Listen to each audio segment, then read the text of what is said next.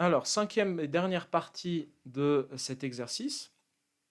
Une fois qu'on a disséqué, on a déterminé chacune des transformations de ce cycle, on a déterminé l'énergie thermique échangée et le travail échangé dans chacune de ces transformations, je vais pouvoir faire le bilan en déterminant le travail global W et QC, l'énergie thermique échangée avec la source chaude.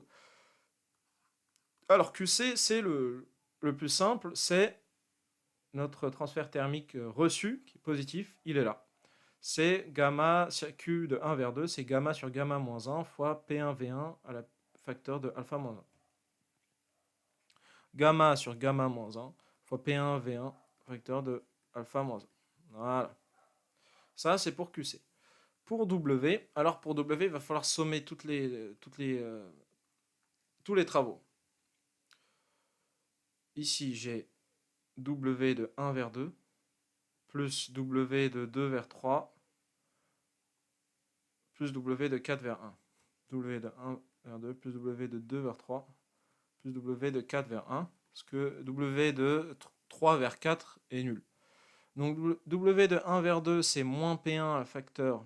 Alors ici, je vais l'écrire d'ailleurs ici.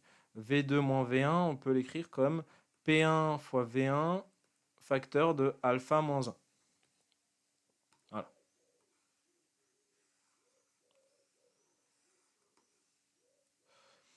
Donc, donc moins P1 V1 facteur de alpha moins 1.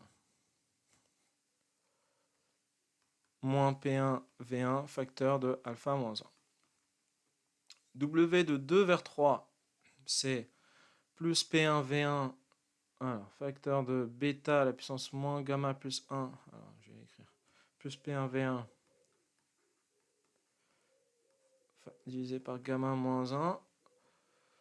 Et donc c'est bêta à la puissance moins gamma plus 1 fois alpha à la puissance gamma moins alpha. Bêta à la puissance moins gamma plus 1 fois alpha à la puissance gamma moins alpha.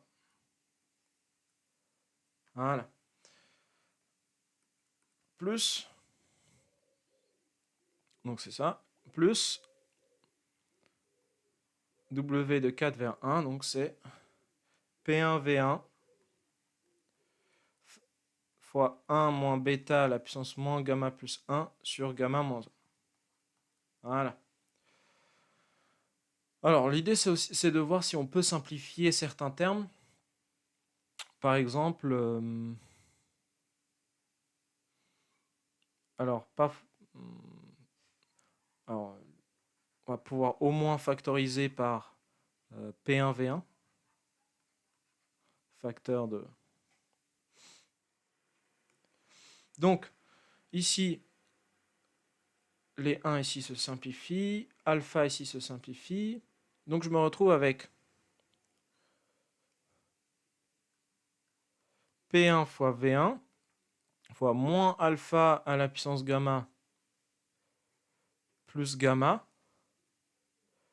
plus bêta à la puissance moins gamma plus 1 fois alpha à la puissance gamma moins bêta à la puissance moins gamma plus 1 sur gamma moins 1. Et ça me donne donc P1 fois V1 fois gamma, je vais avoir moins gamma facteur de alpha moins 1, c'est ça, plus bêta à la puissance moins gamma plus 1 facteur de alpha à la puissance gamma moins 1. Tout ça divisé par gamma moins 1. Ensuite, eh bien, il ne reste plus qu'à déterminer le rendement. Eta qui vaut W divisé, moins W divisé par QC. Ce qui vaut moins... Alors les P1, V1 se simplifient. Je vais avoir... Et les... Oui, c'est ça. Et les gamma moins 1 se simplifient aussi. Donc ce qui me donne gamma facteur de alpha moins 1 moins bêta à la puissance moins gamma plus 1 facteur de alpha puissance gamma moins 1 le tout divisé par gamma facteur de alpha moins 1.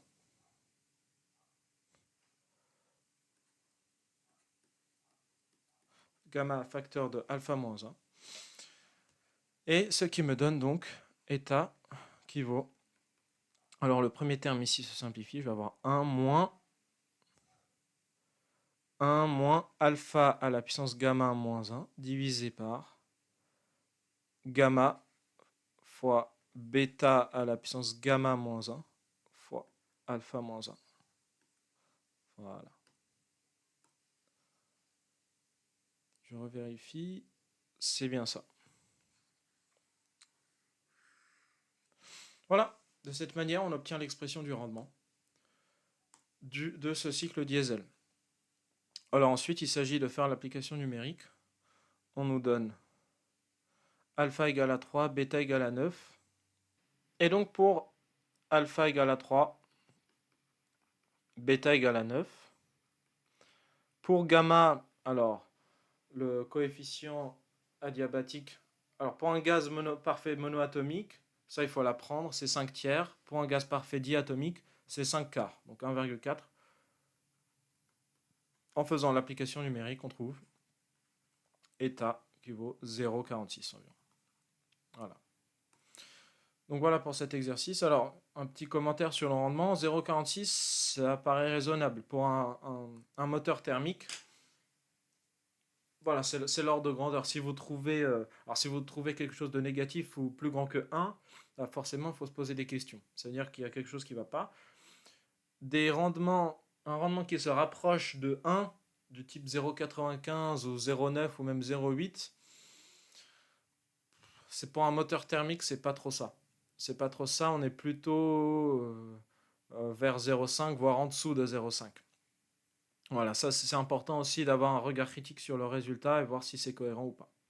Donc voilà, c'était un exercice assez long, il y avait pas mal de choses à voir, c'est pour ça que j'ai décomposé ça en 5 parties. Mais bon, voilà, j'espère que ça a été utile.